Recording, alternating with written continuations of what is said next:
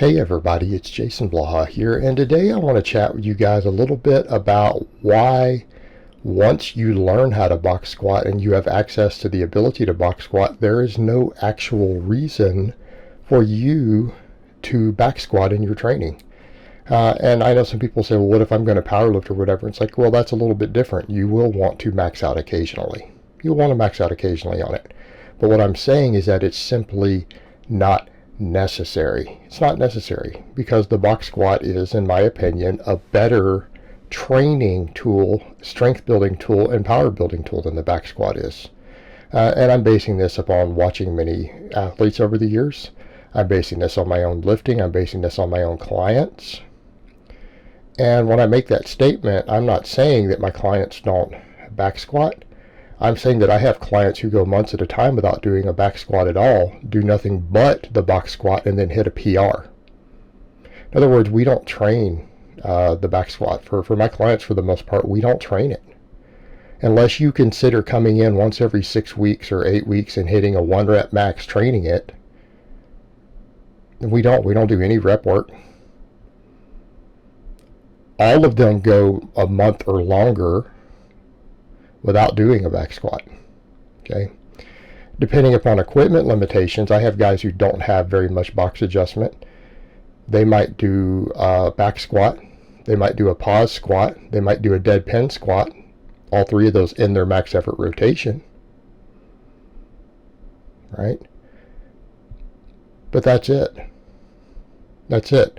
And if I have guys who have access to a lot of equipment, I don't even bother to do that until they say, hey, I want to test and see where my back squat is. But you know what? We can predict that. And a lot of people say, well, what do you mean? How could you possibly predict someone's back squat based upon their box squat? It's very simple. If they have a perfect box squat below parallel, I find on average for my lifters is about a 5% difference. I know a lot of the West Side, they say 10%, 15%. I don't find that to be the case. If I go purely on my anecdote of watching my lifters, my guys who do zero back squatting, whatever they can box squat, we can add about 5% to it. In some cases, it'll be 3 or 4%. In some cases, a little bit more.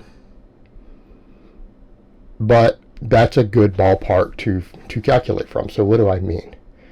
Well, I mean, if a guy hits a 400 box squat an inch below parallel, and it looks like my speed squats do right there in terms of technique, ability to sit back, stay upright, and just come straight up with it, when I throw a back squat on his back, he's going to squat at least 420.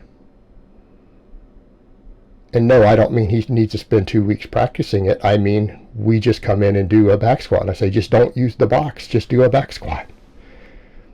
And try to go below parallel. Okay, and that's normal. That's normal for my lifters.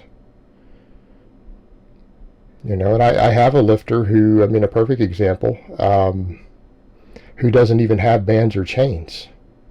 Has no bands, no chains. We tested his back squat something like 4 times.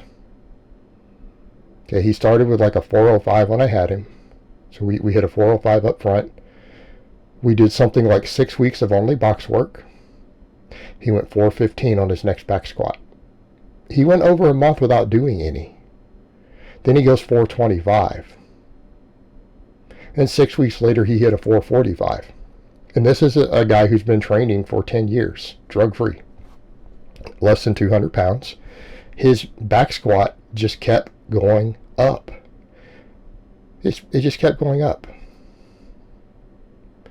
I've taken late novices and done the same thing. I've taken novice lifters, and I classify a novice. I mean, a guy who's a sub 300 pound squatter is a novice. Okay. I've taken novices, and I've done this with more than one now, who are in the high 200s. And we take the back squat completely away from them, and I have them do a 5x5 on a box squat. And it's very hard. Anyone who first tries a below parallel box squat and you make them sit back, they realize it's way, way harder. It is way harder. So anyone who thinks a box squat is easy has clearly not done them, or you're squatting off of a bench. Well, yeah, you can put another 50, 60 pounds on the bar if you squat on a bench, an 18-inch bench. as documented by my guy with less equipment. We do a high box every now and then. He can high box 500 pounds. He's a mid 400 squatter, low 400s box squatter, but he can squat 500 off of a high box off of a bench, right? That's not what we're talking about. That's a high box. It's not a low box. So what I've seen plenty of guys do that, and I train them and I build them up, and then when I switch them over to conjugate, which I oftentimes do even as late novices, I have guys who come in and they hit a 315 box squat. Okay, 315 box squat.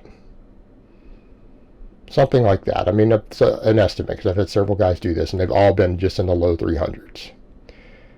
What happens when I have them test a back squat 2 weeks later? They get 325.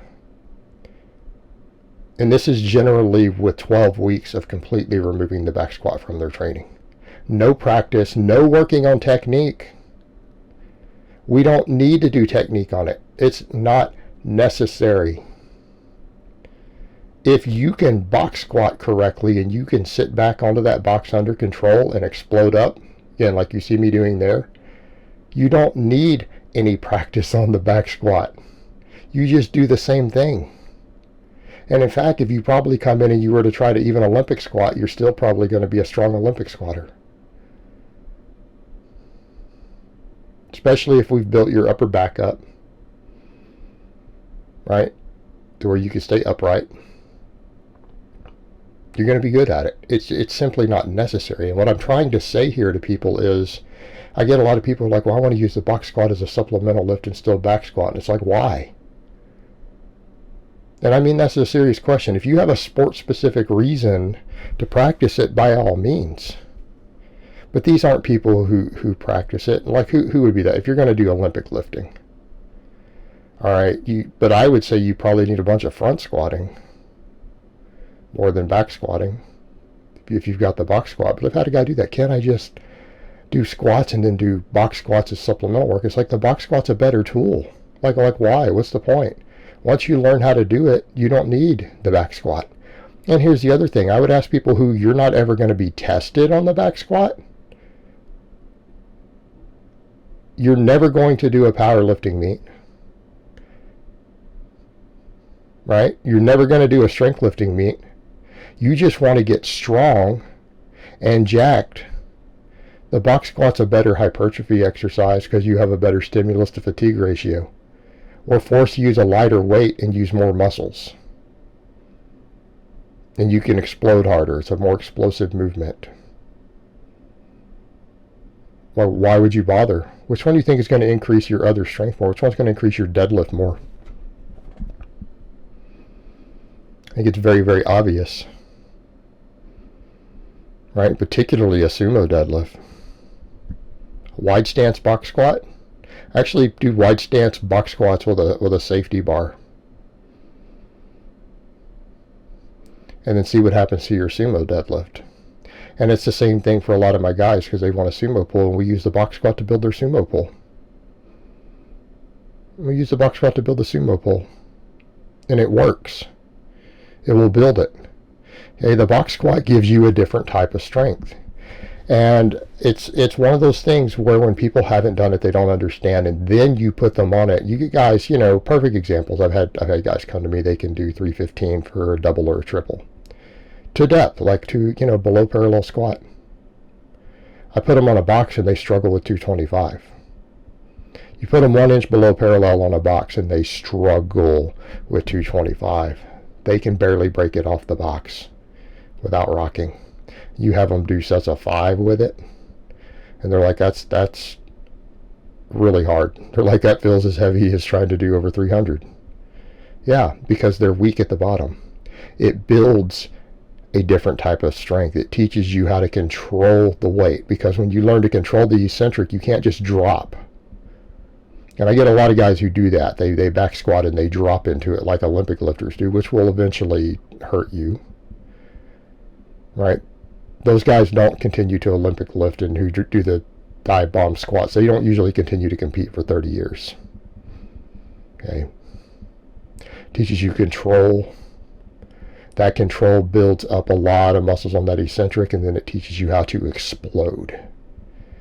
it builds a different type of strength. It will make you truly strong. And when you're truly strong, you're good at everything, and that includes the back squat. All right, guys, well, that's really all I have to say on that today. I hope it's been informative, and I will talk to you guys next time.